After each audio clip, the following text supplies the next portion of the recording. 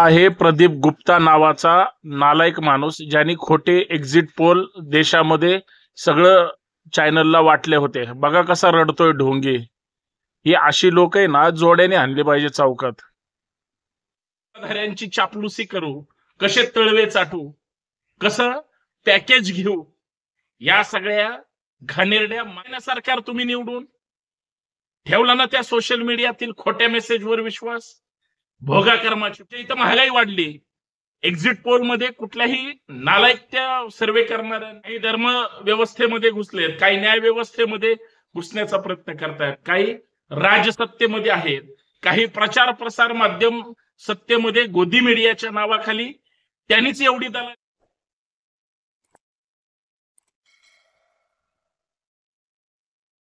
Exit poll सांगणाऱ्या agencies असतील, त्यांचे काही मीडिया पार्टनर असतील, या सगळ्यांना खरं तर देशाची फसवणूक केल्याबद्दल, महाराष्ट्राची फसवणूक केल्याबद्दल भर चौकात जोड्याने मारलं पाहिजे. साले लोकांचा बीपी हाय करतात, कुणाचा एकदम लो करून टाकतात. एकतर काडीची ही अक्कल नाही. कसं सत्ताधाऱ्यांची चापलुसी करू, कसे तळवे चाटू, कसं पॅकेज घेऊ, या सगळ्या घाणेरड्या मानसिक कल्पनेतून महाराष्ट्रात तर खास करून अत्यंत चुकीचे अंदाज त्या ठिकाणी देण्यात आले. हीच परिस्थिती देशभरातली आहे.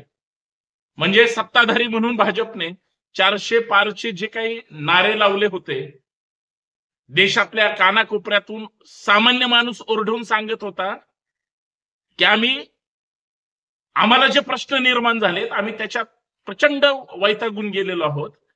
देशाची सरकारची धोरणं ही जिवंत माणसाच्या विरोधात आहेत.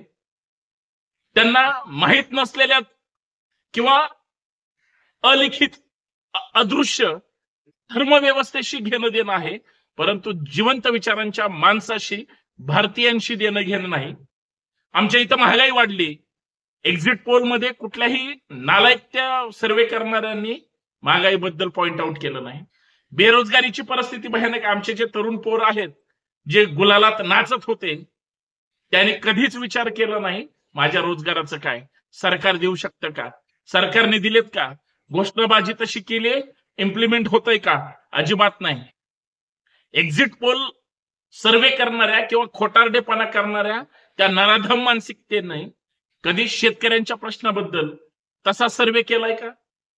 हमी भाव मिळाला नाही म्हणून शेतकरी नाराज आहे, हे कधी सांगितलंय का? आज महागाई ज्या पद्धतीने वाढली, सर्वेवाला जर माझ्या जरी समोर आला ना, सन्मानाने मी त्याला नमस्कार करेल आणि अशी कानशिलात वाजवेल. त्याचं कारण सुद्धा तसंच आहे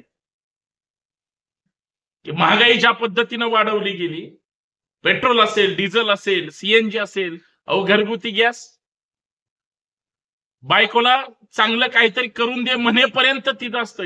सिलेंडर संपलाय, ते 1100 1150 रुपये पाठवून द्या. अरे मी म्हणलं महिन्यालाच वाढतोय.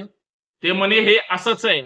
दिलाय ना सरकार तुम्ही निवडून, ठेवला ना त्या सोशल मीडियातील खोट्या मेसेजवर विश्वास. भोगा कर्माची फळं. आणि असे असंख्य विषय असताना मी म्हणलं तरी सुद्धा सरकार बदल होईल. त्याच्यावर प्रत्येकाचं म्हणणं आहे, जे काही देशांमध्ये केंद्रीय संस्था आहेत, अक्षरशः विकून खाल्ल्या सरकारने 10 वर्षामध्ये. मी म्हणतो सरकारचं पण राहू द्या. आता तुम्ही सुरुवातीलाच बघितलं, जो एक्झिट पोल पैशावर विकतो किंवा माध्यम ते दाखवतात, तो साला स्वतः सुद्धा रडला किती खोटारडेपणा केलाय म्हणून. म्हणजे ही जी नालायक व्यवस्थेतली सिस्टीम आहे मित्रांनो, मला हे तुम्हाला एवढंच सांगायचंय.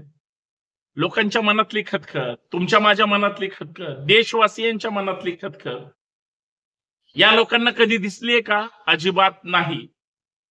आणि याच मुद्द्यावर आपल्याला चर्चा करायची. सर्वांना सर्वप्रथम जय जो. मी संतोष शिंदे या सामाजिक विचारपीठावर सर्वांचं मनपूर्वक हार्दिक स्वागत. विनंती एवढीच आहे, कनेक्ट राहूया, जास्तीत जास्त शेअर करा, सबस्क्राईब करा आणि व्हिडिओ शेवटपर्यंत पहा.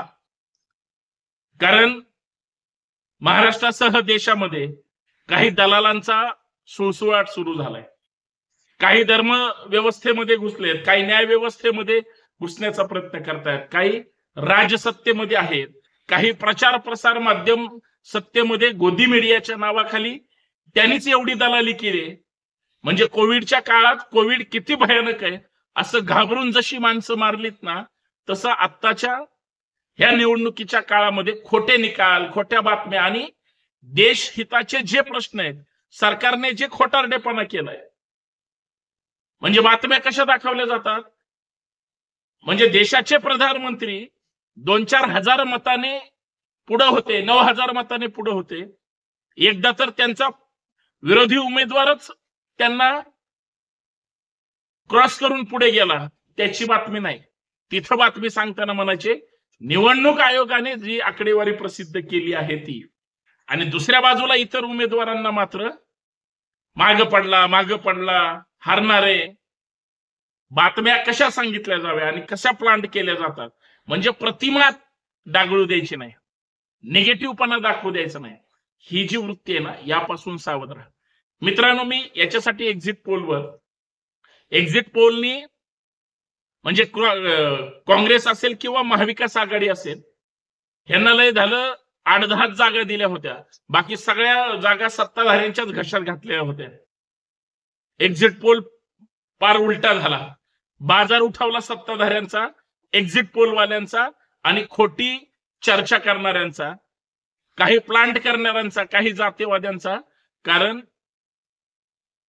लोकांनी जे मतदान केलं होतं आणि सगळ्यांचा जो ईव्हीएम मशीनवर संशय आहे, त्याच्यामुळे निवडणूक आयोगाने, माननीय निवडणूक प्रमुखांनी सुद्धा आयोगाच्या बरीच कडक त्या ठिकाणी सिस्टीम राबवून बरेच निवडणूक प्रक्रियेमध्ये बदल करून 100% पारदर्शकता ईव्हीएम मशीनला विरोध असल्यामुळे त्या ठिकाणी द्यावी लागली आणि त्याच्यामधून बऱ्यापैकी खरं आलं. पण आजही माझं मत आहे आणि उद्या पण असेल, या देशातून ईव्हीएम हद्दपार झाल्याशिवाय अजिबात पर्याय नाही.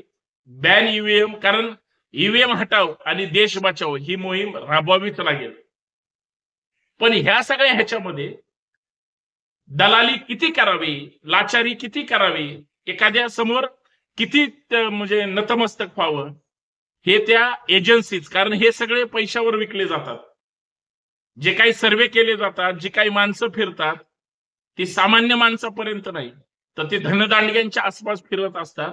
तिथूनच सर्वे जन्माला येतो आणि खोटे सर्वे प्लांट करून हात जर अगोदर दाखवला असता ना, तर 543 नाही 2000 खासदार निवडून आणले असते सत्ताधारी भाजपचे.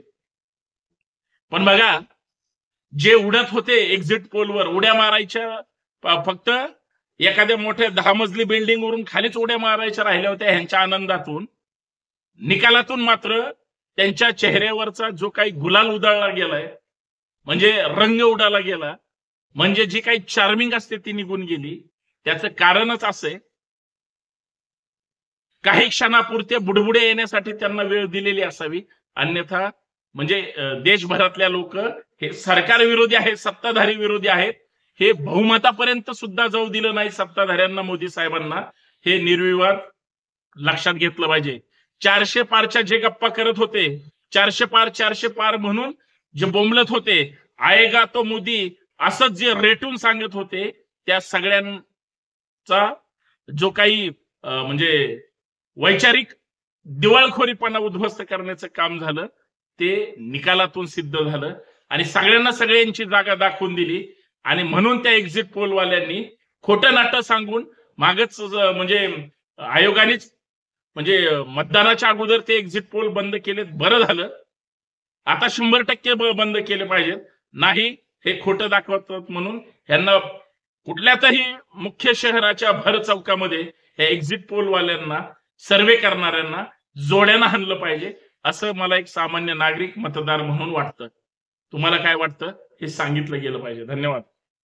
जय जाऊ, जय शिवराय, जय हिंद, जय महाराष्ट्र.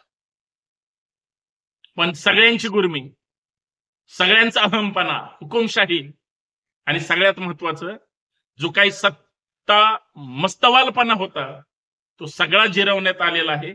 हा या देशातील सर्वसामान्य भारतीय नागरिकांनी आणि मतदारांनी लक्षात ठेवा. लोकशाही फार मजबूत आहे.